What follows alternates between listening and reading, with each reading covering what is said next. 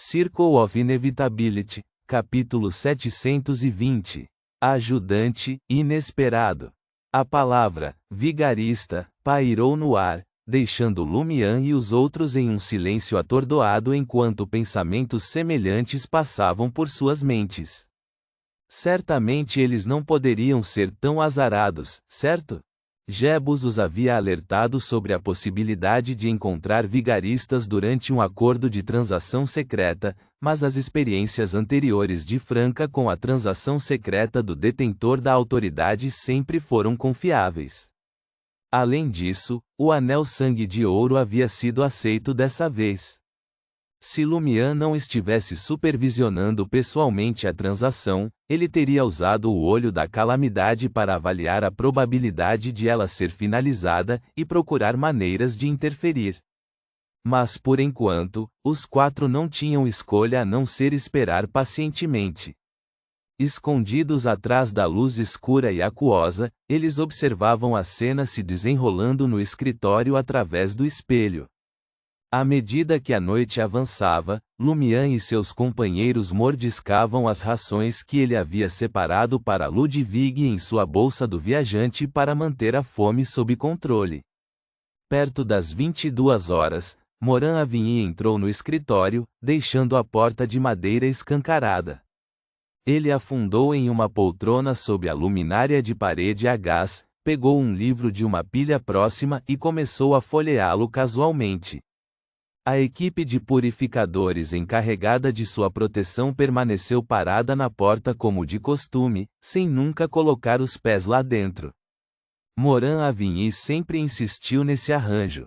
Ele até assinou contratos com os purificadores, os membros da mente coletiva da maquinaria e a equipe do Departamento 8, reconhecendo que estava disposto a assumir os riscos associados.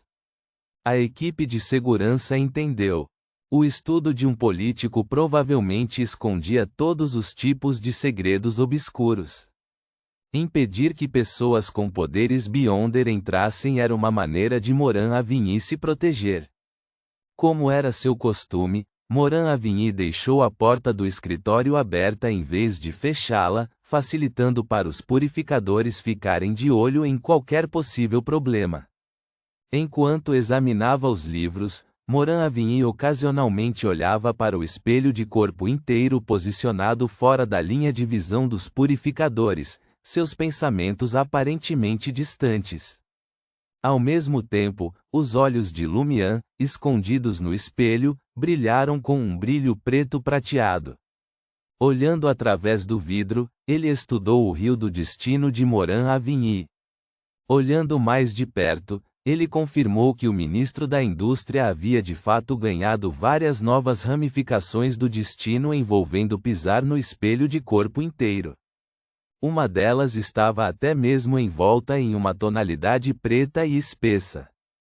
Aproveitando o momento em que Morin Avigny abaixou a cabeça para retomar a leitura, Lumian lentamente estendeu a palma da mão direita para fora do espelho, pressionando-a firmemente contra o vidro como se fosse apenas um reflexo. Então, liberou sua espiritualidade restante, transformando-a em um rio fantasmagórico e furioso que surgiu em direção ao fluxo de Mercúrio, simbolizando o destino de Morin Avigny, a poucos metros de distância. A corrente principal do destino de Morin Avigny engoliu as outras ramificações e correu para aquela densa e negra infusão de destino. Canalizando a espiritualidade que havia acumulado usando suas habilidades ascéticas, Lumian rapidamente retirou a palma da mão para evitar alertar Morin Avigny. Ele assentiu com a cabeça para Franca e os outros, sinalizando que tanto a transação secreta quanto sua infusão de destino tinham sido bem-sucedidas. Quanto à maneira exata como Morin Avigny embarcaria nesse caminho predestinado, Lumian não sabia dizer. Os detalhes estavam além de sua visão. Franca e Jenna soltarão suspiros de alívio. Sem ousar falar para não alertar Morin Avigny, que possuía habilidades relacionadas ao espelho, elas compartilharam seu entendimento com Lumian por meio de sorrisos satisfeitos e acenos relaxados. Elas recuaram para suas posições, preparando-se para a emboscada que se aproximava. Assim que o destino estava sendo imposto, a espiritualidade de Morin-Avigny de repente sentiu um aviso, enchendo-o com uma sensação de perigo iminente. A mensagem do espelho que ele recebeu ao anoitecer veio à mente, e ele começou a suspeitar que o inimigo desconhecido que o supervisor havia mencionado estava tramando algo que poderia colocar sua vida em risco. Incapaz de resistir, Morin-Avigny olhou para o espelho de corpo inteiro mais uma vez, debatendo se deveria fugir para ele e abandonar este lugar antes que os purificadores tivessem uma chance de reagir. Ele ansiava por se livrar de sua identidade atual e desaparecer completamente do radar do inimigo oculto. Lutando contra seus impulsos, ele virou a cabeça para olhar os purificadores que estavam de guarda na porta. Poderia haver uma armadilha escondida atrás do espelho. Sua melhor aposta era rezar para que os Beyonders oficiais pudessem protegê-lo. Aqui é Traer, e eu sou um ministro do país. Nesse momento, seu criado apareceu na porta, trazendo um copo de leite morno. Beber leite morno antes de tomar banho e escovar os dentes fazia parte da rotina noturna de Morin-Avigny para ajudá-lo a dormir.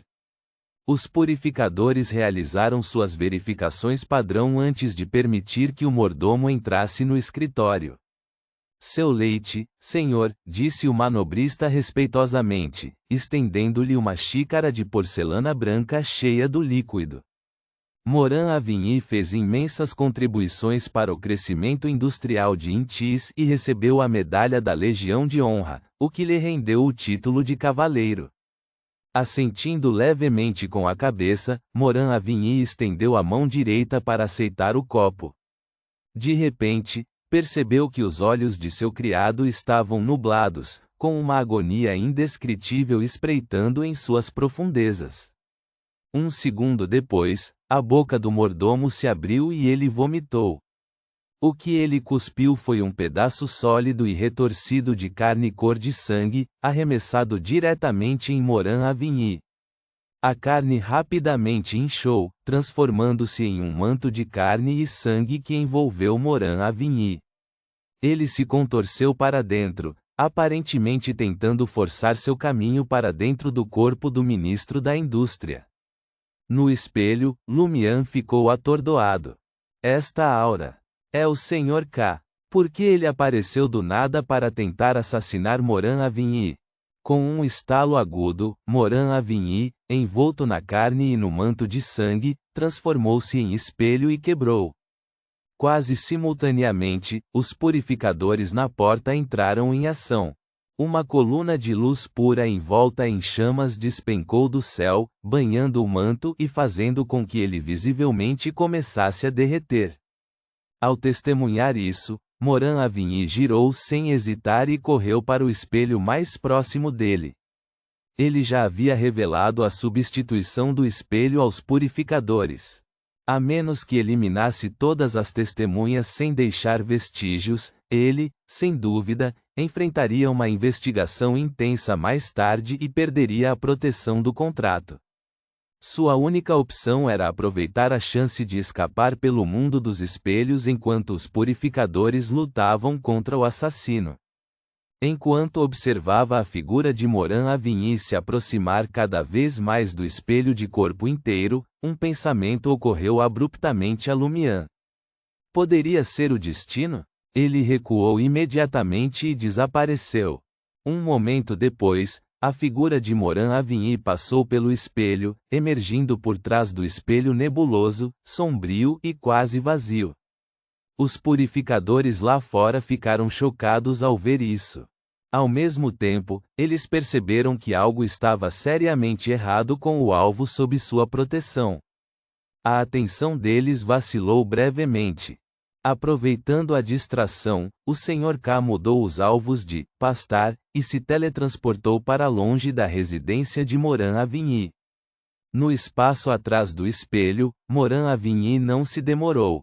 Ele prontamente ativou travessia do espelho, mudando rapidamente de posição para despistar qualquer possível perseguidor. Nesse momento, ele sentiu seu corpo ficar inexplicavelmente mais pesado, seus movimentos estranhamente limitados, impedindo-o de deslizar com sucesso para dentro de um túnel escuro e vazio. Era como se alguém o tivesse agarrado. Logo depois disso, Morin-Avigny sentiu fios invisíveis se enrolando em seus membros e tronco, camada sobre camada. Com seus poderes de xerife, ele localizou a fonte dos fios sinistros. Eles estavam por perto. Morin-Avigny inclinou a cabeça ligeiramente e olhou para um canto vazio.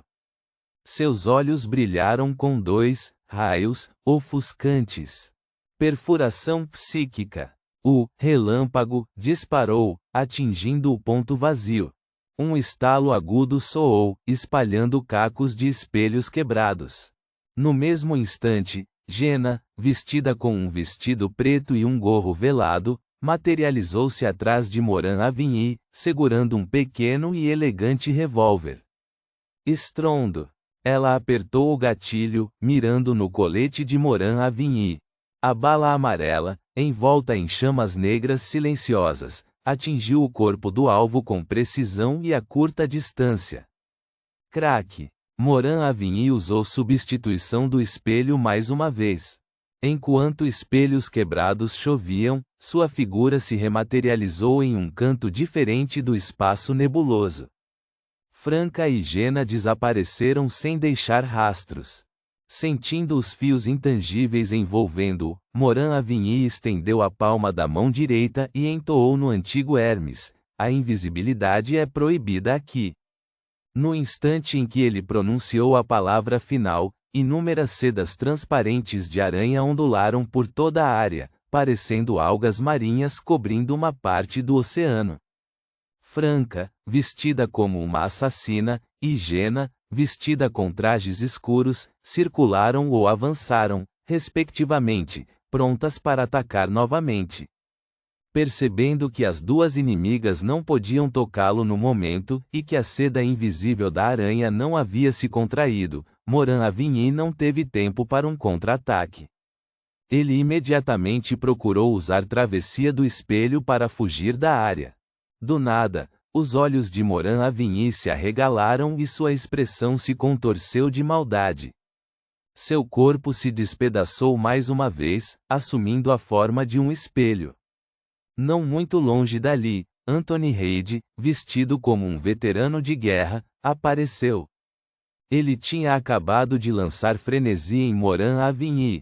A regra da proibição da invisibilidade não o restringiu, já que ele não era invisível.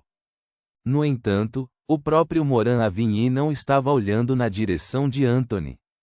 Depois de usar a substituição do espelho diversas vezes, Morin-Avigny se rematerializou no outro lado do espaço, colocando distância entre ele e Franca, Jenna e Anthony. Percebendo que mais um inimigo havia entrado na briga, ele fugiu com urgência redobrada. Assim que Morin-Avigny estava prestes a ativar a travessia do espelho, Franca abaixou seu capuz, revelando suas feições radiantes e refinadas. Ao fazer isso, o colar de diamantes que adornava seu pescoço emitiu um brilho sutil. Colar da Beatrice. O corpo de Morin-Avigny corou com calor, seu olhar magnetizado para os olhos azuis de Franca, sua ponte nasal alta e delicada, sua pele clara e impecável, e seus lábios carnudos e carmesim. Por um instante, seu desejo de fugir escapou de sua mente. A ativação do colar de Beatrice não representou uma ameaça direta à vida de Morin-Avigny, então não conseguiu ativar a substituição do espelho. Morin-Avigny não teve tempo para implantá-lo ele mesmo. Seus desejos já tinham aumentado além do seu controle. Ponto.